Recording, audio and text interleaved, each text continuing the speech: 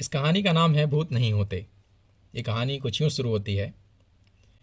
Prem Sagar master जी बहुत ही उम्दा किस्म के अध्यापक थे। हिंदी इंग्लिश दोनों ही भाषाओं पर उनकी अच्छी पकड़ थी। गणित और विज्ञान उनका प्रिय विषय था। शरीर से भी लंबे चौड़े थे। दरअसल उनका मानना था मूँछों से आदमी की खूबसूरती में इजाफा हो जाता है, तो उनकी भी मूँछें शानदार थीं। मास्टर जी के चेहरे से यूँ लगता था मानो अभी ही किसी झगड़ा करके आए हों और कत्ल का लहू अभी भी उनकी आंखों में तैर रहा हो। जब वो कक्षा में आते थे तो बच्चों की बदमाशी भाग जाती थी।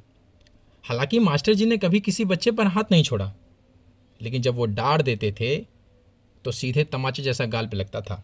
मास्टर जी का ज्ञान देखते बनता था। यही कारण है बच्चे उनके डर से नहीं, उनका आदर उनके ज्ञान के कारण करते थे। एक दूसरा कारण यह भी था, मास्टर जी बच्चों के साथ दोस्तों के जैसे रहते थे और कक्षा के विषय के अलावा बाहरी जानकारियां भी देते थे। और कोई बच्चा उन्हें उकसाने में अगर सफल हो पाया तो ये समझो आज शेक्सपियर की कहानियाँ नहीं, मास्टर जी की आत्मकथा सुनी जाएगी। उसमें फिर कुछ बच्चे, अरे वाह मास्टर जी, फिर उसके बाद अच्छा अच्छा फिर क्या हुआ, अरे सच में ऐसा क्या। कुछ बच्चे पीछे के आश्चर्य के साथ पूछकर उसमें तड़का लगा दिया करते थे और यही करते करते पीरियड खत्म हो जाता था। एक दिन कक्षा में कुछ कम बच्चे थे तो मास्टर जी ने तय किया कि आज सामान्य ज्ञान पढ़ाया जाएगा। फिर क्या, बच्चे सवाल करना शुरू हो गए। मास्टर जी वो तारे क्यों रात में ही दिखते हैं। दूसरा बच्चा, वो मास्टर जी कुछ लोगों की आंखें नीली क्यों होती हैं। मास्टर जी कुछ कहते कि पीछे से आवाज़ आई, वो कुछ लोग पिछले जन्म में नाग नागिन होते हैं, उन्हीं की होती हैं। अच्छा तो मास्टर जी इच्छाधारी होते होंगे। सुमित आगे ही बेंच बैठा था, पूछ पड़ा। अरे नहीं बुद्धू, मास्टर जी पुचकारते हुए बोले, कोई नाग नागिन नहीं होते, वो जेनेटिक। अब समझिए। मास्टर जी बच्चों के आकार उठे सवालों को विज्ञान का सहारा लेते हुए यूँ समझा देते थे और बच्चे संतुष्ट भी हो जाते थे उनके जवाबों से, और सवालों जवाबों में ही कक्षा खत्म हो जाती थी। बच्चों का मनोरंजन भी हो जाता था, मास्टर जी के ज्ञान का बखान भी। एक दिन मास्टर जी स्कूल में ही देर तक रुक गए थे। आज सब बच्चों की सारी कॉपी जांच कर ही घर जाऊंगा, और फिर आज श्याम जी के घर खाने का बुलावा भी तो है, सोचता हूँ यहीं से होता हुआ चला जाऊंगा। आओ आओ प्रेम सागर, कैसे चल रही है बच्चों की पढ़ाई लिखाई। ठीक ठाक चल रही है श्याम जी, अब आप तो जानते ही हैं आजकल के बच्चे। हाँ वो तो है, खैर बच्चे बच्चे हैं। अंदर से श्याम जी की धर्मपत्नी आई। कैसे हैं भैया। अच्छा हूँ भाभी, सब आप लोगों का आशीर्वाद है। श्याम जी की पत्नी ने खाना परोसा। अरे भाभी, खाना बड़ा अच्छा बनाई हो। अरे भाई ऐसे ही थोड़ी ना ब्याह करके लाए थे। अजी हाँ क्यों नहीं। अजी हाँ क्या करती हो, खाने के भरोसे ही टिकी पड़ी हो अभी तक, वरना। वरना क्या, श्याम जी की पत्नी कहते हुए श्याम जी को तिरछी निगाह से देखने लगी। वरना कुछ नहीं, खा लूँ फिर कहूँ कुछ। श्याम जी ये कह के हंस पड़े। अच्छा जाओ मास्टर जी के लिए 2 रोटी ले आओ तो। अरे नहीं श्याम जी, बहुत हो गया। मास्टर जी खाना खा के रवाना होने के लिए निवेदन किए। अरे रुको, तुम भी कहाँ जा रहे हो अभी। नहीं नहीं श्याम जी, जाना होगा, रात ज़्यादा हो रही है और अभी बहुत सी कापियाँ भी जांचनी बाकी रह गई हैं, उसे भी दिन जागने के साथ पूरा करना है, आप तो जानते हैं ना। श्याम जी ने जमाई लेते हुए पेट पर हाथ मारते हुए कहा, चलो फिर दिन में आना कभी तो बैठ के बातें हों। अच्छा ठीक है, अब चलता हूँ। और हाथ जोड़कर प्रेम सागर श्याम जी से विदा लिए। कहते हैं पेट भरने के बाद आदमी सुर में ही गीत गाता है। प्रेम सागर भी कुछ हूँ हे ना ना और साइकिल इस हाथ से पकड़ के उस हाथ से मूँछों को ताव देते, और कभी उस हाथ से पकड़ के इस हाथ से मूँछों को ताव देते। अचानक खर चिर, और इस आवाज़ के साथ साइकिल खराब हो गई। एक तो इस साइकिल को भी आज ही खराब होना था। मास्टर झुंझुलाते हुए बोले, अरे घर पहुंच जाते फिर पड़ जाती।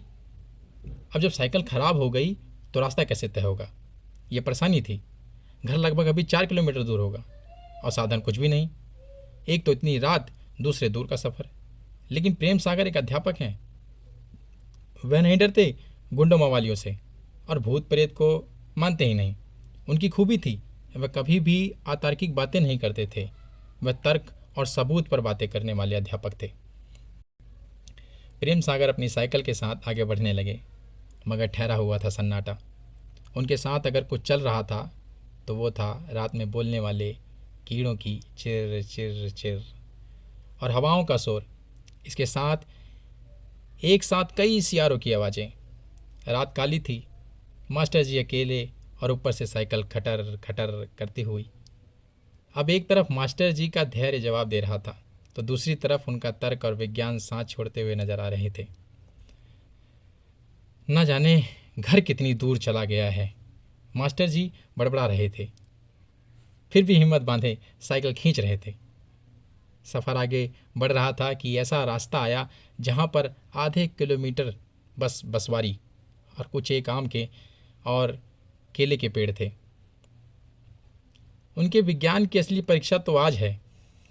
मास्टर जी ने आज तक जितनी भी बांस के पेड़ से जुड़ी भूतिया कहानी सुनी थी, सब उनके दिमाग में घूमने लगी। वो उन्हें भूलने की कोशिश करने लगे, मगर दिल है ही ऐसी चीज़, जिसे भूलना है वही ज़्यादा याद करता है। धीरे धीरे बहुत रास्ता पार हो गया था, पर जो बाकी है वो दूभर हो रहा था। आगे आए तो देखते हैं हवाएं ज़्यादा तीव्र हो गई हैं और सन्नाटे की चुप्पी टूटी और बसवारी हिलने लगी। रात ऐसी आदमी दिख नहीं रहा। फिर ऊपर से यह आवाज़। अब गला सूखने लगा मास्टर जी का। तभी साइकिल के आगे से कोई इतनी रफ्तार से गुजरा कि पता नहीं चला क्या था। मास्टर जी हिल गए, हाथ कांपने लगे, सांस ऊपर नीचे होने लगी। बसवारी की खड़खड़ाहट के बीच ये सब होना मानो उनके दिलो दिमाग में बैठी कहानियों को हकीकत में तब्दील कर रहा हो। ये सब हो रहा है और मसला ये है कि अभी केवल 1/3 बसवारी ही पार हुई है। पीछे से लगा किसी ने पुकारा, सुनो आदमी, कहाँ से आवत हो, किसके घर से हो? मास्टर जी ने बिना दिमाग से पूछे अपनी गति बढ़ा ली और फिर आवाज़ भी उसी गति से पीछे आने लगी। जब आवाज़ मास्टर जी के करीब पहुंची तो उन्होंने देखा एक बुढ़िया औरत गले में चांदी की हंसली पहने हुए, हाथ में डंडा लिए जल्दी जल्दी एकदम करीब आ गई। और फिर वही सवाल, किसके घर से हो? जी वो मैं प्रेम सागर हूँ, मुंशी मुनीलाल का बेटा हूँ। बिना उस तरफ देखे उन्होंने अपना जवाब रखा। बुढ़िया ने कहा, अच्छा अच्छा, चलो ठीक है, तुम घर जाओ, तुम्हें चले जाना चाहिए। मैं भी भटक रही हूँ, मतलब मेरी भैंस खो गई है। मास्टर जी बिना नज़र मिलाए, जी ठीक, चलता हूँ। मास्टर जी जब अस्वस्थ हो गए कि वो बुढ़िया से थोड़ा दूर निकल आए हैं तो उन्होंने मन ही मन सोचा, इस पूरे 4 किलोमीटर के रास्ते में एक घर नहीं है, फिर वो औरत कितने दूर से भैंस खोजते हुए आई है, एक बार पूछूं तो। जब पीछे मुड़े तो कोई नहीं था, फिर वही सन्नाटा। उस औरत के साथ मास्टर जी का सारा तर्क वितर्क ज्ञान विज्ञान साथ छोड़ के जा चुका था।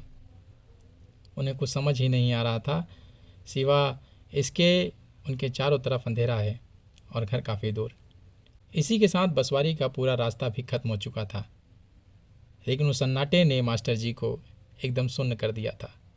धीरे धीरे रास्ता कटा, वो घर पहुँचे, लेकिन वो बसवारी, वो सन्नाटा, वो अचानक से साइकिल के आगे से कुछ जाना, वो अजीब सी बुढ़िया अभी भी उनके दिलो दिमाग में थी। अगले दिन मास्टर जी जागे और स्कूल की तरफ पढ़ाने के लिए रवाना हुए। जब वो उसी रास्ते पर पहुँचे तो जैसे रात अभी भी है, सब उन्हें वैसा ही लग रहा था। आज मास्टर जी पढ़ाने के मूड से गए थे, लेकिन बच्चे रोज के जैसा सामान्य ज्ञान पढ़ना चाहते थे। बच्चों ने आज पढ़ाई ना करने की जिद की। मास्टर जी बच्चों का दिल तोड़ना नहीं चाहते थे, पर मन दबे बोले, ठीक है, आज बातचीत ही कर लेते हैं। ये सुनते ही बच्चों के सवालों की झड़ी लग गई। मास्टर जी, चांद सफ़ेद क्यों है, लाल क्यों नहीं? मास्टर जी, पेड़ भी आपस में बात करते हैं क्या? मास्टर जी ये, मास्टर जी वो। इतने सवाल मास्टर जी पर। और इन आवाज़ों को चीरता हुआ हमेशा शांत रहने वाला, किसी से कुछ नहीं बोलने वाला बच्चा कक्षा में आज खड़ा हुआ। बोला, मास्टर जी मेरा एक सवाल है, आप डांटेंगे तो नहीं? मास्टर जी खुश थे, कुछ ना बोलने वाला बच्चा आज सवाल कर रहा है, तो वह भी पुचकारते हुए बोले, नहीं नहीं, बोलो क्या सवाल है। मास्टर जी, क्या भूत होते हैं? मास्टर जी का शांत शरीर एकदम सजग हो गया। एकदम जाना पहचाना सा सवाल सुनकर ऐसा लगा जैसे किसी ने पूछा, मास्टर जी, कल रात को क्या हुआ आपके साथ? शरीर ठंडा पड़ गया। एक पल को उन्होंने सोचा, सब बोल दें, हर बार की आत्मकथा की तरह यह भी साझा करें। लेकिन फिर उन्होंने सोचा, नहीं नहीं, ये कल का भविष्य है। ये बच्चे तार्किक सोच रखें, विज्ञान की बातें करें।